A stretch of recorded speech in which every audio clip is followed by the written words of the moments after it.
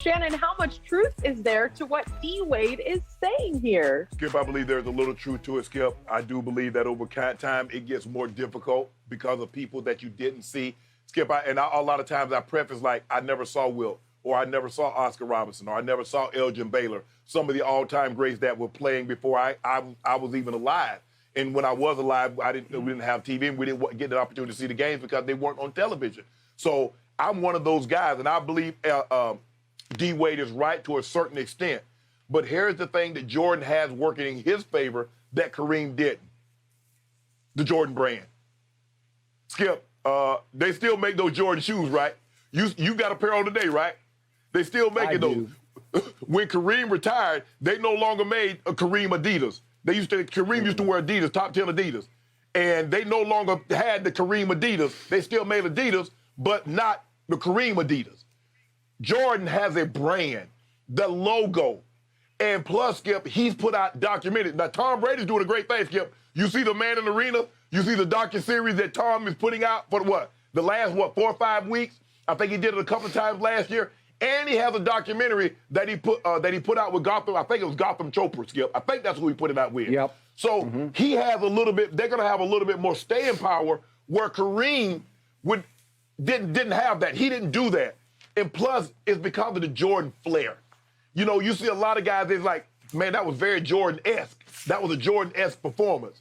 Skip, when last time you heard somebody say, man, that was like Kareem? Man, he threw that sky hook like Kareem.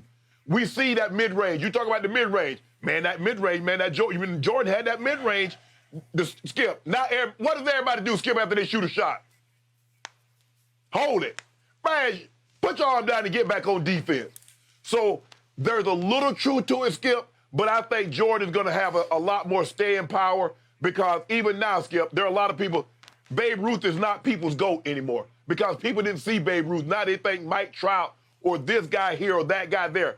And I think now it's going to be probably not this next 5, 10 years, but probably 20 years, 30 years from now, Skip, probably people will be talking about the KDs and the LeBron, maybe even a Steph Curry as far as GOAT. Kobe will still be in that discussion because hopefully Vanessa and Nike can come to some kind of agreement and they start remaking the Mambas. But Skip, D. Wade has a very valid point now because people don't realize you do because you were here in L.A. You remember Kareem.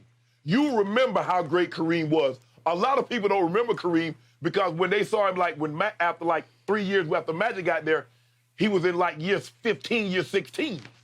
But his first 12 years, he was a monster.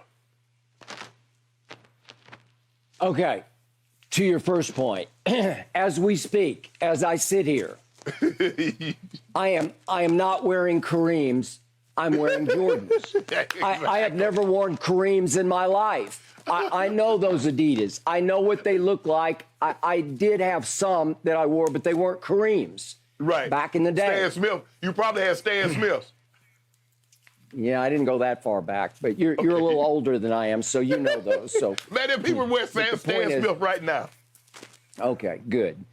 I wear Jordans. I live in Jordans, and I believe they will live on past me. They're not only a brand, they're iconic. They are it. They are the destination for 5-year-olds and 7-year-olds and 12-year-olds. They want J's. Everybody wants J's, and they just keep turning them out. I can't keep up with them. They keep reinventing the ones, just every other week there's a new one's being dropped with a whole new style about it, a whole new design. It's stunningly great, and it just keeps it getting bigger and bigger. It feels bigger now than it ever did. And it does help his staying power.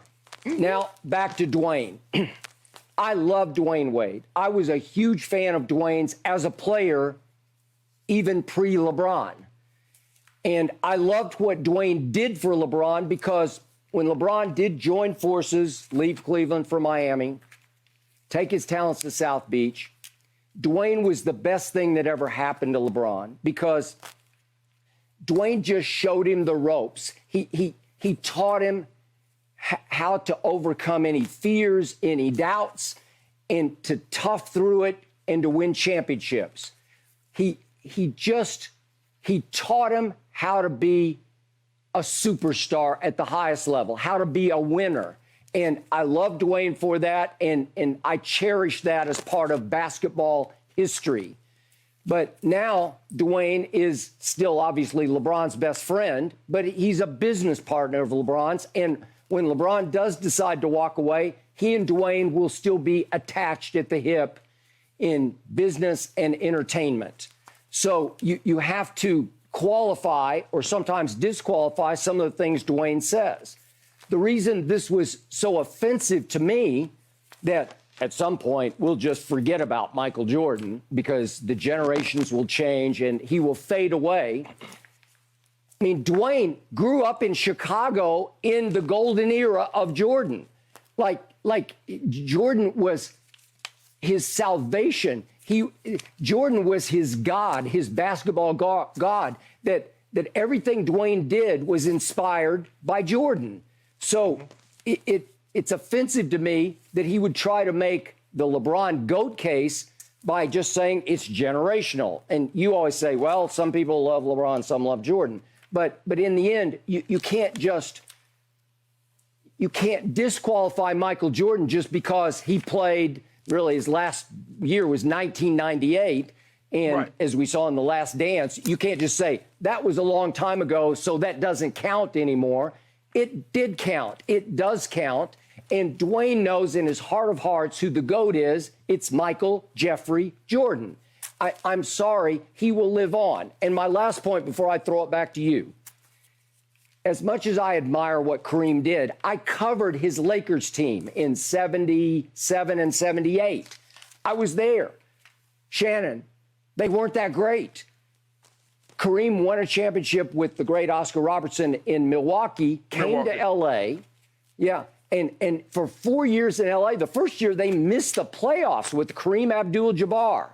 And then for the next 3 years, they were just pretty good, but they didn't win anything until Jerry Buss stole Magic Johnson. I don't know how they did it, but they got Magic. And when Magic walked in that door, life changed for Kareem because in the end, Kareem was more of a follower than a leader. He just wanted to do what he did every night, which was great. It was skyhook great. But the driving force of that team was Magic Johnson. I don't care what anybody says. Yeah. There's no question about that, Skip. But you know it's hard for a big to be the leader because he doesn't have the ball in every possession. Magic Johnson was more important because Magic had the ball all the time. Skip, and I don't think it's not like D. Wade said that LeBron is the GOAT. He's just saying, Skip, it's like, if you think about it, look at these younger guys. They say Randy is the GOAT over Jerry. Now, a lot of these people didn't see Jerry play or saw the tail end of Jerry's career. But you saw Jerry. You know what Jerry was. You look at the numbers speak for themselves. You look at the playoff numbers. You look at the regular season numbers, the catches, the yards, the touchdowns. The man has 208 total touchdowns. Name the position player that's going to have 208 touchdowns. So for me, Skip, plus Jordan is Skip, Jordan is flashy. Skip, the tongue hanging out. You mentioned the shoes. The Jordan shoe, the cool grays, the bread, people wear those with tuxedos. Skip, you couldn't leave your house if you tried to put some sneakers over the tuxedo when I was coming up. Boy, you better get your butt back in there and put them hard bottom shoes on. Now, they go to the Grammys, they go to the Emmys, they go to any event, and guys have on sneakers. That was taboo. What he did for the sneaker game, Skip, he made it okay. Yep. There was not an occasion in which you couldn't wear that Jordan shoe. And so that's why I believe, Skip, he's going to be different than a lot of icons that were great and people thought they were great because of what the Jordan brand is. Like you said, the symbol, the iconic, that Jumpman logo, Skip, that's going to be there. That's going to stand for his kids, their kids. So I believe it's a little bit that, it's going to be harder, but Jordan is never, ever going to leave because of that shoe. Because I never thought a guy, once he retired, Skip, will still have a shoe. What you going to sell? You not playing?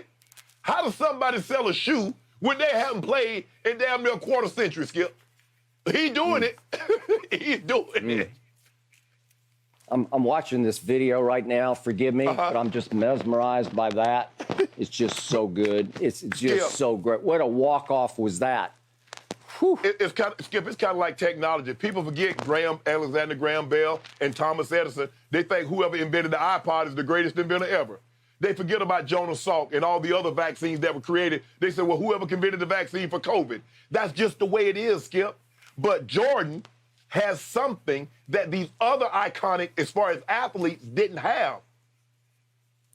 A brand. Okay, but a logo. My question about Kareem was to Dwyane, whoever said Kareem was the GOAT? I never heard that. I covered him. I never heard anybody say that. I heard Bill Russell was the GOAT before Kareem. Well, Skip, I didn't really, I mean, you know, I came up and everybody loved Dr. J because Dr. J seemingly defied gravity. And until I started watching Kareem and then I see all these other guys and I was like, okay, Magic, Bird, I'm old enough to remember that era.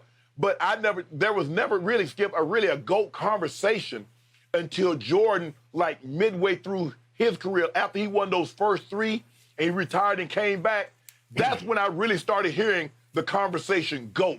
You know, Muhammad Ali said, I'm the greatest of all time, but it was LL Cool J that actually used the acronym GOAT on one of his albums. So for me, Skip, you're right. Back then, ain't nobody talking about, well, Babe Ruth the GOAT or this tennis player was the GOAT. Skip, we didn't hear start talking about that until Pete Sampras broke the record, and then here come Federer and Nadal and Joker, and then we talking about, well, who's the GOAT tennis player? All of them got 20 slams, and Joker seemed to be all of them on their surface in their prime. So is Joker the GOAT? So we having that discussion. But Skip, as far as basketball, I agree with you. When Kareem was playing, when Bird and Magic, I never heard the term GOAT. I never heard it until midway through Jordan's career after he won those first three. And it's like, well, is this not the greatest player that we've ever seen? Yeah. So I think in conclusion that you are finally admitting publicly that Jordan is far and away the GOAT. No, GOAT James. LeBron is the GOAT. And just like GOAT James, the king, the little crown. The crown ain't going nowhere. That's going to be here. He got a lifetime contract. He got a lifetime contract with Nike. $1 billion. Wait a second. He just lost to Sacramento. How do you do that? You're disqualified, phony GOAT. Hold on. You do realize when Michael Jordan went 72-10, you realize the Charlotte Bobcats beat him. The Charlotte beat him. On that 73. Nobody remembers. Nobody cares. I don't agree Everybody with remembers here what happened the other night in Sacramento. They do because it just happened the other night. 30 years from now, they won't remember. Doesn't realize that we're going to talk about it on Undisputed until the end of time. We will always have a little LeBron MJ and I'm always going to be right. For all of our viewers. Thank you for watching. You can subscribe here to get the latest from the show, and be sure to check out more of the best clips from Undisputed, or go watch a few other segments from our other shows on FS1.